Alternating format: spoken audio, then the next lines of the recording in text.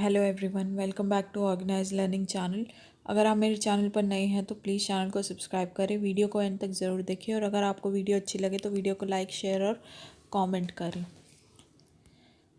तो शिक्षा निदेशालय, राष्ट्रीय राजधानी क्षेत्र दिल्ली का, विषय सामाजिक विज्ञान, कार्यपत्रक 13, तिथि 3 सितंबर 2021, कक्षा 8। यहाँ सभी विद्यार्थी अपना अपना नाम लिखेंगे और यहाँ पे कक्षा अध्यापक या अध्यापिका का नाम। तो टॉपिक जो है वो है पाठ 7, हाशियाकरण की समझ। मुसलमान और हाशियाकरण। तो मुसलमानों के आर्थिक व सामाजिक हाशियाकरण के कई पहलू हैं। तो क्या क्या पहलू हैं वे? दूसरे अल्पसंख्यकों की तरह मुसलमानों के भी कई रीति रिवाज और व्यवहार मुख्यधारा के मुकाबले काफ़ी अलग हैं। अगर हम मुख्यधारा की बात करें तो उसके मुकाबले जो मुसलमानों के रीति रिवाज और व्यवहार हैं वो मुख्यधारा से काफ़ी अलग होते हैं। सब नहीं, लेकिन कुछ मुसलमानों में बुर्का, लंबी दाढ़ी और फैज़ टोपी का चलन दिखाई देता है। तो ज़्यादातर नहीं, लेकिन कुछ मुसलमान जो है वो बुर्का, लंबी दाढ़ी और फैज़ टोपी जो है उसका चलन उनमें दिखाई देता है। बहुत सारे लोग सभी मुसलमानों को इन्हीं निशानियों से पहचानने की कोशिश करते हैं। तो लोगों के अंदर क्या धारणा बन जाती है कि वो मुसलमानों को इन्हीं निशानियों से पहचानते हैं। फिर इसी कारण अक्सर उन्हें अलग नज़र से देखा जाता है और इस करके वो क्या करते हैं, इन लोगों को अलग नज़र से देखते हैं। कुछ लोग मानते हैं कि वे हम बाकी लोगों जैसे नहीं हैं, तो कुछ लोग क्या समझते हैं कि वे हम बाकी लोगों जैसे नहीं हैं।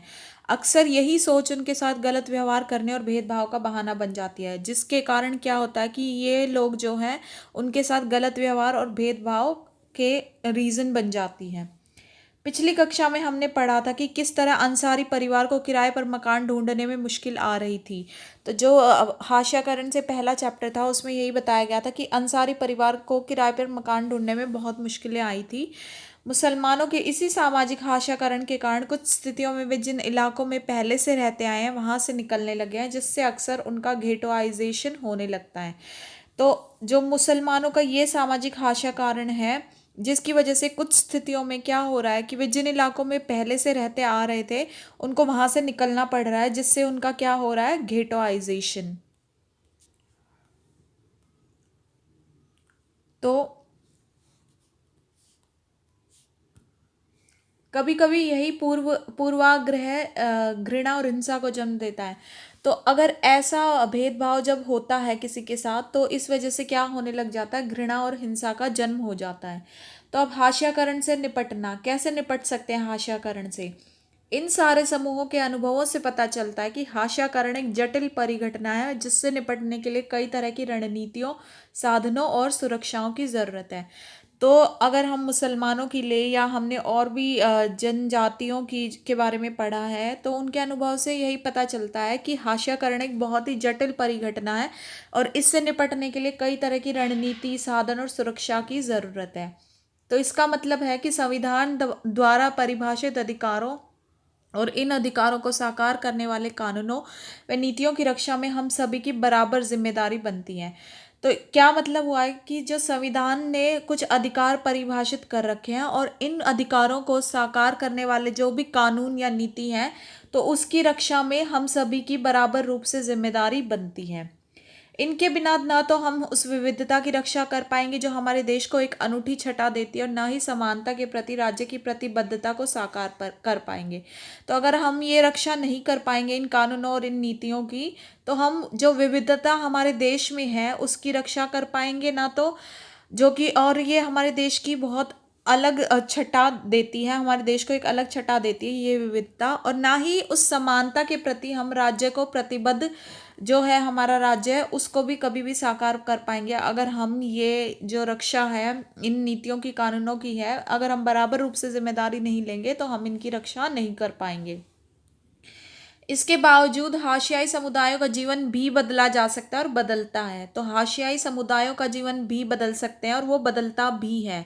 कोई भी हमेशा एक ही तरह से हाशिए पर नहीं रहता, हमेशा जो है समय सबका सेम नहीं रहेगा, तो एक ही तरह से वो हाशिए पर ही नहीं रहेगा हमेशा। हाशियाई समुदाय अपनी सांस्कृतिक विशिष्टता बनाए रखना चाहते हैं और साथ ही अधिकारों, विकास और अन्य अवसरों में बराबर का हिस्सा चाहते हैं। तो जो ये हाशियाई समुदाय है ये अपनी सांस्कृतिक विशिष्टता को भी बनाए रखना चाहते हैं और साथ में अपने अधिकार, अपने विकास और अन्य अवसरों में बराबर का हिस्सा भी चाहते हैं। तो अब प्रश्न पढ़ते हैं हम इस पे बेस्ड कुछ। तो पहला जो प्रश्न है वो है कि घेटोइजेशन से आप क्या समझते हैं। तो ये हमने इसकी डेफिनेशन पढ़ी थी। तो घेटोइजेशन क्या होता है, तो जो ये है कि मुसलमानों के सामाजिक हाशियाकरण, ये लिखेंगे कि मुसलमानों के सामाजिक हाशियाकरण के कारण कुछ स्थितियों में वे जिन इलाकों में रहते आए हैं वहाँ से निकलने लगे हैं, जिससे अक्सर उनका घेटोइजेशन होने लगता है। तो ये हो गया फर्स्ट क्वेश्चन का आंसर। सेकंड क्वेश्चन देखते हैं अब। सेकंड क्वेश्चन क्या है? सेकंड है, आपके विचार से हाशियाकरण से निपटने में किन रणनीतियों की आवश्यकता है। तो क्या क्या रणनीतियां हैं हमारे पास? तो हमारे संविधान ने भी दी हुई है।